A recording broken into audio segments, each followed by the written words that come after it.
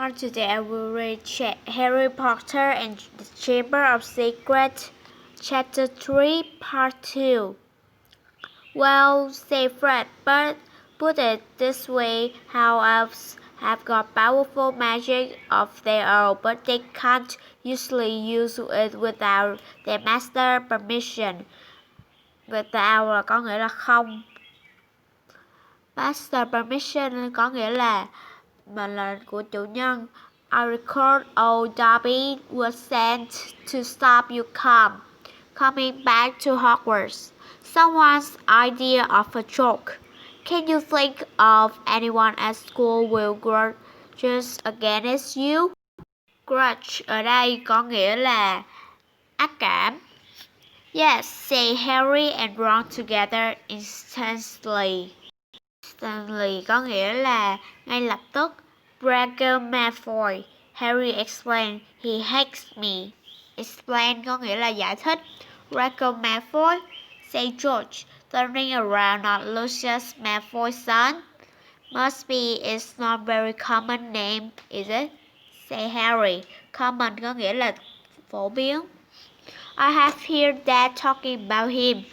Say George. He was a big supporter of you know who. And when you know who disappeared, say Fred, turning around to look at Harry. Lucius Malfoy came back, saying he did never meant any for it. Lord of Dun, Dad reckons he was right in you-know-who's inner circle. Harry had heard these rumors about Malfoy's family before, and they didn't surprise him at all. Malfoy made Dudley Dursley look like a kind, thoughtful and sensitive boy.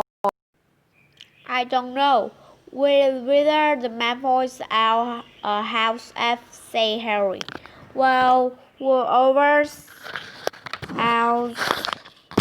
out him will be an old wizarding family and they'll be rich, say Fred. Yes, Mom's always wishing we had a house elves to do the irony. Irony có nghĩa là quần áo. Say George. But over the garden, house elves come with big old manors and castle and places like that. You wouldn't catch one in your house. Harry was silent, judging by the fact that Draco Malfoy usually had the best of everything. Silent có nghĩa là giữ im lặng. His family was rolling in wizard gold. He could just see Malfoy strutting around a large manor house, sending the family servants to stop Harry from going back to Hogwarts. Also sounded exactly like the sort of thing Malfoy would do had Harry been starting to take Dobby seriously. I'm glad we came to you anyway, said Ron. I was getting really worried when you didn't answer any of my letters. I thought it was Errol's fault at first. Who Errol? Our. His accent. Accent có nghĩa là cổ. It wouldn't be the first time he collapsed on a delivery, so that I tried to borrow Hermes. Who? The owl bomb Mom and Dad bought Percy when he was made perfect, said Fred from the front. But Percy wouldn't lend him to me, said Ron. Say he needed him. Percy's been acting very oddly this summer, said George, frowning, and he has been sending a lot of letters and spending a lot of time shut up in his room. I mean, there's only so many times you can polish a prefect. Patch, you driving too fast west, Fred, he added, pointing at the compass on the dashboard. Fred twisted the steering wheel. Wow có nghĩa là bánh. So does your dad know you have got a car? Say Harry. Cousins the answers. Cousins có nghĩa là đón. No, say Ron. You had to work tonight.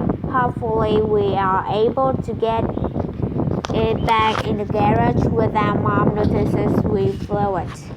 What does your dad do as a Ministry of Magic anyway? He works in most boring department. Say around the Museum of Muggle Artifact office. The what? It's all to do with bewitching things that Muggle made. You know, in case they end up back in a Muggle shop or house. Like last year, some old witch died and her tea set was sold to an antiquarian shop. This Muggle woman bought it, took it home, and tried to stir her friend's tea in it. It was a nightmare. My dad was working overtime for weeks. What happened? The teapot went berserk and squirted boiling tea all over the place, and one man ended up in the hospital with a sugar tongue clamped to his nose. Dad was going frantic. It's only him and an old warlock calling Birkin in the office có nghĩa là văn phòng. And they had to do memory charms and all sorts of stuff to cover it up. But your dad, this car, Fred laughed. Yeah, that's crazy about everything to do with muggles. Ours is full of muggle stuff. He takes it apart, puts spell on it, and put it back together again. If he rent our house, he did have to put himself under arrest and rise Mom mad. That's the main road, said George, peering down through the windshield. We'll be there in 10 minutes. Just as well it's getting light. A faint beacon glow was visible along the horizon to the east. Fred brought the car lower and Harry saw a dark patchwork of fields and clumps of trees. We are a little way outside the village, said George, altering as the catch bowl. Lower and lower went the fine car, the edge of a brilliant red sun was now gleaming through the trees. Touchdown, said Fred as, with a slight bump, they hit the ground. They had lain next to the tumbled down a garage in a small yard, and Harry looked out for the first time at Ron's house. It looked as though it had once been a large stone building, but extra room had been added here and there until it was several stories high and so crooked in look, and thought it were held up by magic, which perches on the top of the red roof, lopsided stuck in the ground near the entrance, read the pearl. Around the front door played a jumble of rubber pots and a very rusty cauldron. Several fat brown chickens were picking their way around the yard. It's not much, said Ron. It's wonderful, said Harry happily, thinking of private drive. They got out of the car. Now we'll go upstairs really quietly, said Fred, and wait for Mom to call us for breakfast. Breakfast nghĩa là bữa sáng. Then Ron, you come pouting downstairs. Downstairs là đi xuống dưới cầu thang. Going. Mom, look who turned up in the night, and she'll be awfully to see Harry and know one need even know we flew the car. Right, said Ron. Come on, Harry. I sleep at the top. Ron had gone a nasty greenish color. His eye fixed on the house. The other three were around. Mayor Dursley was marching across the yard, scattering chickens and for a short, blonde, kind-faced woman. It was Rebecca.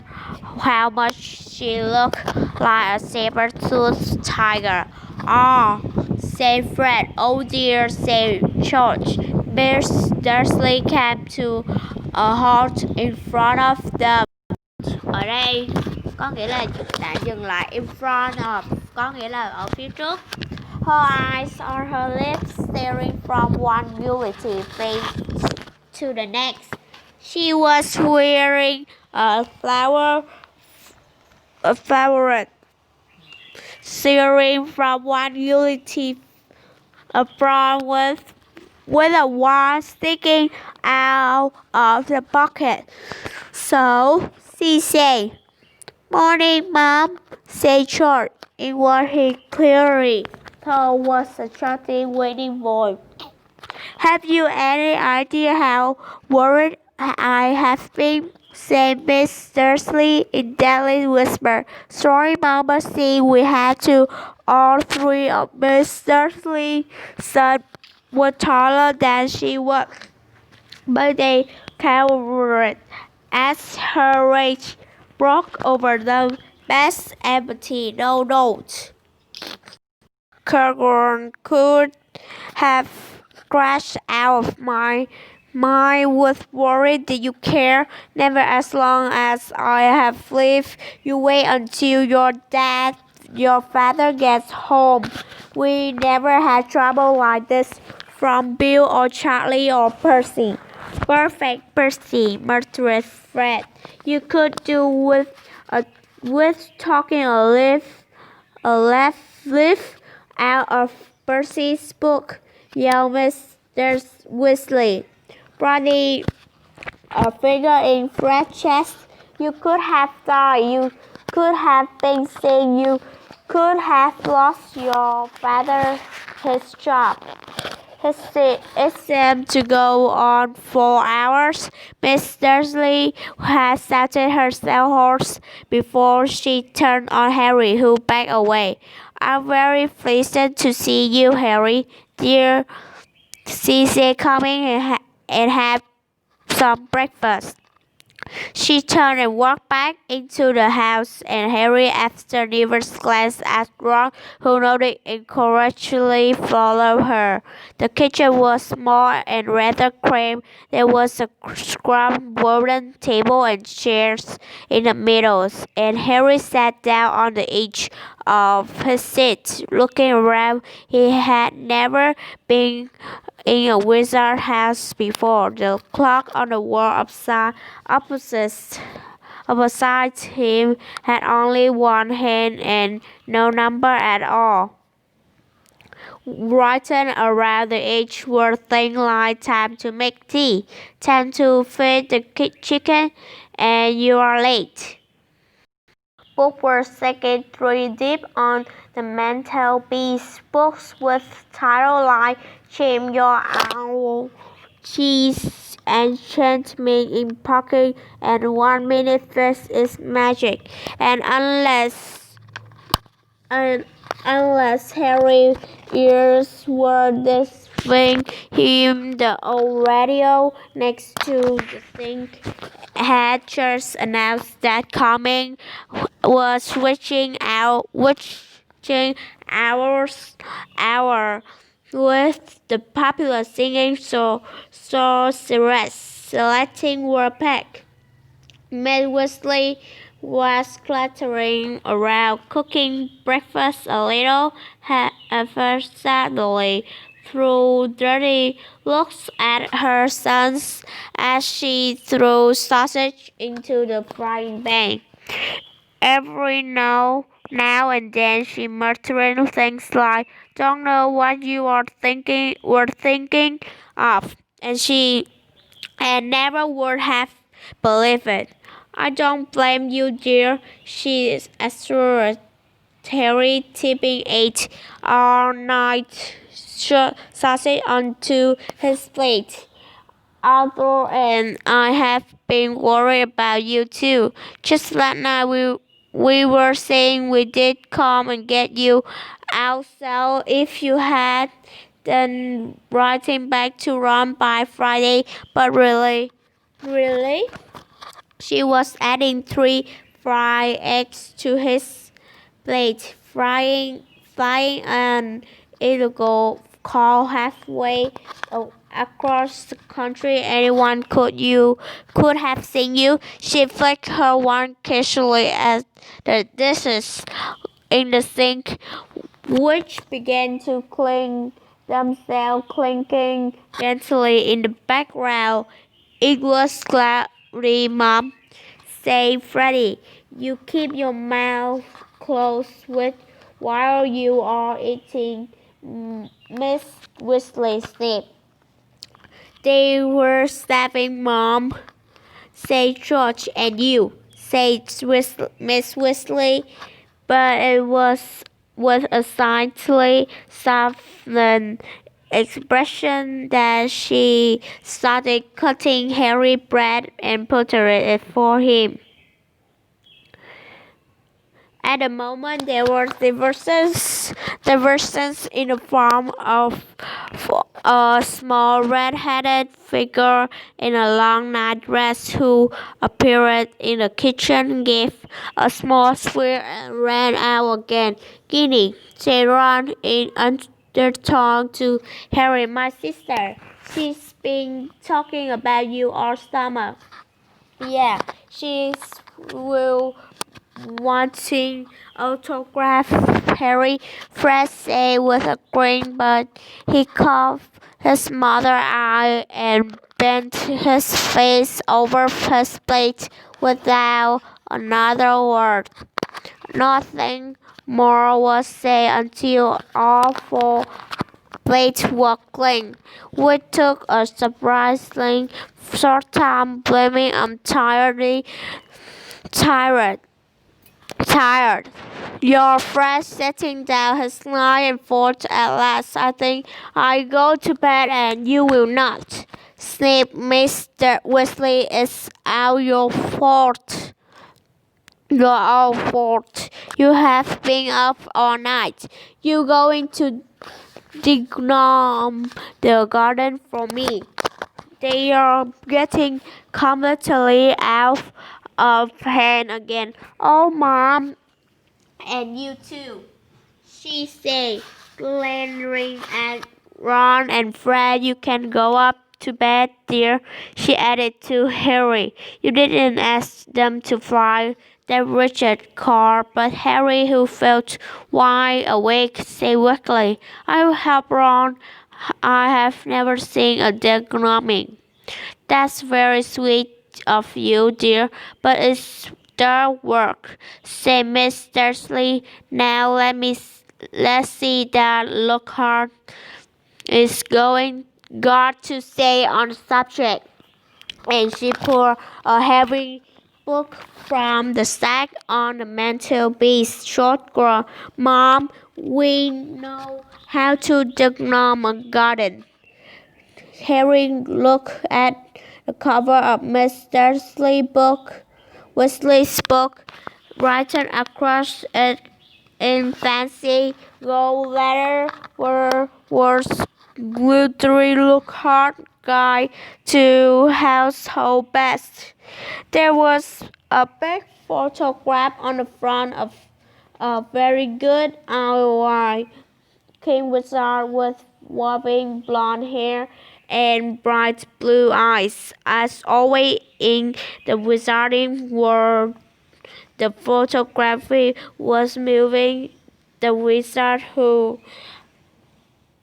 Harry supposed at Gilderoy Lockhart. Harry supposed what Gilderoy Lockhart keep winking cheekily up at them, or Miss Weasley beamed down at him.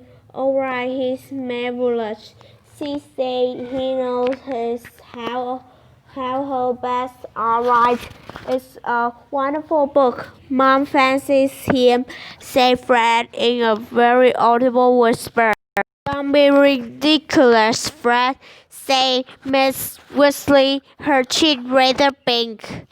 All right, if you think you know better than Lockhart, you can go and get on with it, and worrying betide you if there's a single gnome in that garden when I come out to inspect it. Yawning and grumbling, the Weasley slouches outside with Harry behind them.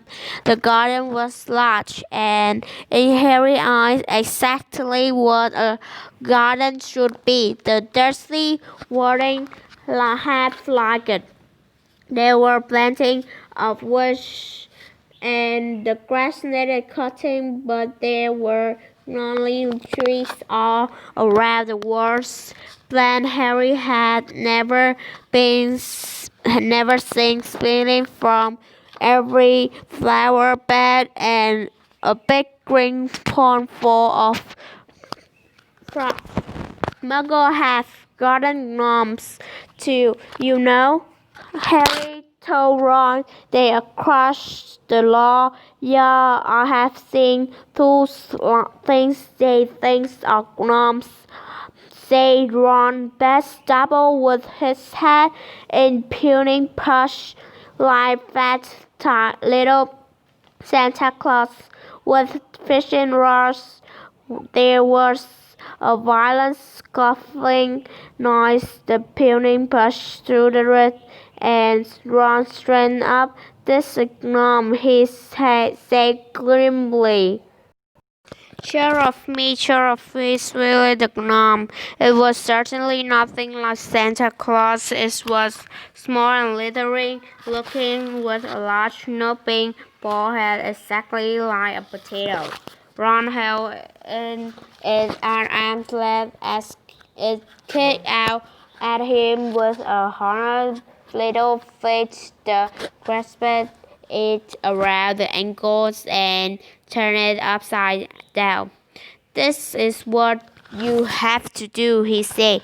He raised the gnomes above his head and started to swing it in great circle like a laser singing song.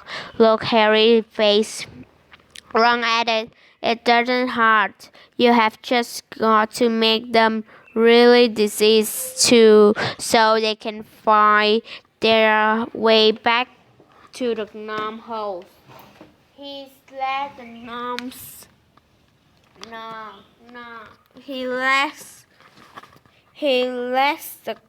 Let go of the long ankle. If it flew 20 feet into the air and landed with a thud in the field over the hedge. Beautiful, said Fred. I bet I can get my young as that time. Harry quickly not to feel too sorry for the gnomes. He decided just to drop the first one he caught over the hedge, but the gnomes, sensing worseness, sank his razor-sharp teeth into Harry's finger, and he had to hard chop, shaking it off until wow, Harry, that must have been 50 feet. The air was soon thick with flying gnomes. See, they are not too bright, said George, seizing 5 or 6 now as one. The moment they know the gnomes going on, they storm off. To a look, you'd think they have learned by now just to say but. Soon, the crowd of gnomes in the field started walking away in a strangling line. Their little shoulder hush. They will be back, said Ron as they watched the gnome disappear into the hedge on the other side of the field. It here that's to start with them. He think they are funny. Just then the front door slammed. He's back. They thought that's home. They hurry through the garden and back into the house. Mr. Darcy was plump in a kitchen chair with his glasses off and his eyes closed. He was a thin man going by the boat, but the little hair he had was a red as any of his children. He was wearing long green robes, which were dusty and travel-worn. What a night! He mumbled, grubbing for the teapot as they all sat down around him. Nine rice, nine, and old Madagascar Fletcher tried to put a hex on me when I have my back turned. Mr. Weasley took a long gulp of tea, sighed. Find anything that said Fred eagerly. All I got were few squeaking door keys and beating kettle. Miss Weasley. There was some pretty nasty stuff that wasn't my department, though. Why weren't anyone bother making door keys squeaking? Say just muggle painting side mirror. Weasley sell them a key that keeps squeaking to nothing so they can never find it when they need it. Of course, it's very hard to convince anyone because no muggle would admit their key keeps squeaking. They insist they just keep losing. Bless them. They go to any length to ignore magic even if it's staring them in the face. But the things that a lot have taken to enchanting you wouldn't believe, like cars. For instance, Miss Dursley had appeared holding a long pocket-sized sword. Mr. Dursley broke open. He started guilty at his wife. Cars, Molly dear? Yes, other cars. Say, Miss Dursley, her eye flashing, imagine a wizard buying a rusty old car and telling his wife all he wanted to do with it was take it apart to see how it worked, while really he was enchanting it to make it fly. Mayor Weasley blinked. Well, dear, I think you find that he would be quite within the law to do that, even if he maybe would have done better. Tell his wife the truth. There's a loophole in the law you will find as long as he wasn't attending to the fly car. In fact, the car could fly. Who doesn't? Wrote that law out, Miss Dursley, just so you could carry on tinkering with all that muggle rubbish in yourself. And for your information, Harry arrived this morning in the car you were intended to fly. Harry? Said Mr. Weasley blankly. Harry who? He looked around, saw Harry and jumped. Good Lord, is it Harry Potter? He pleased to meet you. Ron told us so much about. Your son flew that car to Harry's house and back last night, said Miss Weasley. What have you got to say about that? Did you really? Said Weasley eagerly. Did it go all right? I mean, he felt the spark flew from Miss Weasley. I said that was very wrong, boys, very wrong indeed. Let's leave them to it. Ron muttered to Harry as Miss Weasley's wheeled like a bullfrog. Come on, I'll show you my bedroom. They slip out of the kitchen and down a narrow passageway to an uneven staircase which was its way zigzagging up through the house. On the third landing, a door stood ajar. Harry just caught sight of a pair of bright brown eyes staring at him before it closed with a snap. Ringing.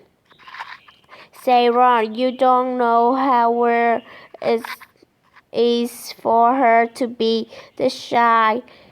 She never shut up normally. They climbed 2 more flights until they reached a door with peeling paint and small plaques on it saying Ronald's room. Harry stepped in his head, almost touching and slopping, selling and blinking. It was like walking into a furnace. Nearly everything in Ron's room seemed to be violet shade of orange. The beds, red, the walls, even the ceiling. Harry realized that Ron had covered nearly every inch of the same wallpaper with posters of the same 7 witches and wizards, all wearing bright orange robes, carrying broomsticks, and waving entirely. Your village team, said Harry. The Chudley Cannons, said Ron. Pointing at the orange bed spread, which was emblazoned with 2 giant black and spitting cannonball not in the Lego. Ron's school spellbook were sticking untidily in the corner next to the pile of comics that are some to feature the adventure of Martin Mist. The Mad Muggle Drunk Magic Wand was lying on top of a fish tank full of frog spawn on the windowsill next to his fat grey rat. Scabbers, who was nosing in a patch of sun. Harry stepped over back of himself softly, playing cards on the floor, and looked out of the tiny window in the field far below. He could see a gang of gnomes sneaking one by one back through the Weasley hedge. Then he turned to look at Ron, who was watching him almost nervously, as though waiting for his opinion. Có nghĩa là ý kiến riêng.